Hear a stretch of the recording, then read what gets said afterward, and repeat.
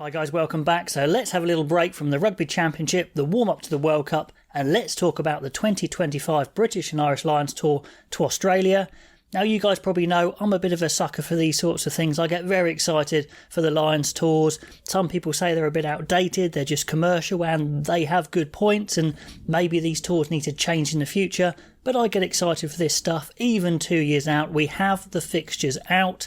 So let's have a look at it, see what's changed, see what's different, and have a chat about some of the things that we know already. So we're going to have a warm-up game before they get to Australia. That is normal. That happened last time. We'll talk about that more in a minute.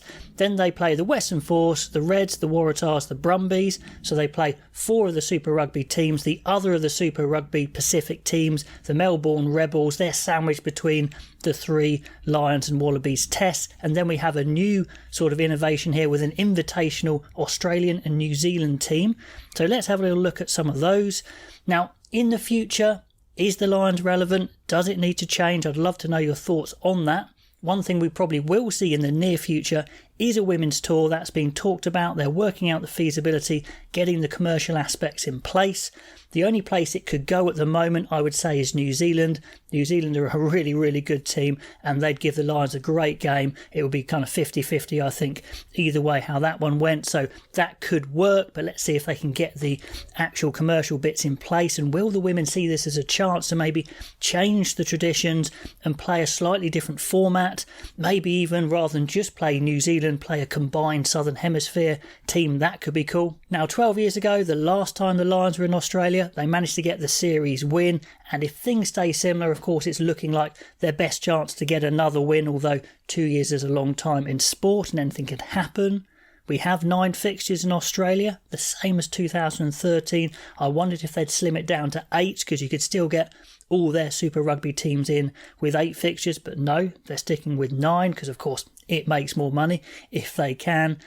And it comes 2 years before Australia host the Rugby World Cup in 2027, so a massive boost to the profile of rugby union in Australia, they'll hope for, and a big boost to the coffers of Rugby Australia as well. And talking about that, I think it's the first time they've actually combined with the British and Irish Lions. Their commercial teams have combined to try and get joint offerings on broadcasters, licenses, all that sort of stuff to try and get the most money out of this tour as possible. Now, one thing I will say about this tour, I think the prime candidate that they'll want to lead them is Andy Farrell, currently of Ireland. He is odds on, I would say, to be the Lions coach, and I think he would go for it, having been involved before. He likes the concept.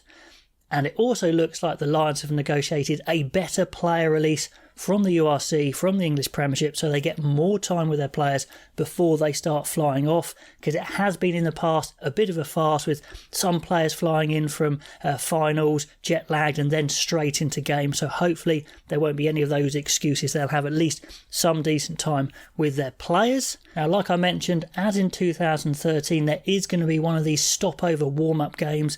Last time out, it was a 59-8 romp against a quite weak Barbarians team. It was just there to make money. I didn't like it. It doesn't really help the Lions prepare. It was just something they had to do. Terrible heat and humidity. Hopefully they can do it against a more meaningful opposition, maybe a national team like Japan, Fiji, Samoa, Tonga, something like that, to make it a bit more exciting. Anyway, after that, they get to Australia and they play all the Super Rugby teams, of course. And it is interesting how they arrange where these fixtures are. The Brumbies, currently the strongest Australian Super Rugby team. They are the last big game, the last team they play. And I expect we will see the full British and Irish Lions test team take to the field that time out. And then after that match, I think they'll probably all be rested, unfortunately, for the Australia-New Zealand combo team, which is a cool idea, this combo team, but of course there's probably going to be no Wallabies in it, and it'll only be exciting if they can get some top All Blacks to come and play. I have heard rumours of maybe getting some invitations to Argentinian and South African players to come and actually play kind of an all-stars game. That would be cool. We'll see how that goes, and maybe that could be a bit of a fixture moving forwards, but could be a great game, could be a bit of a damp squid.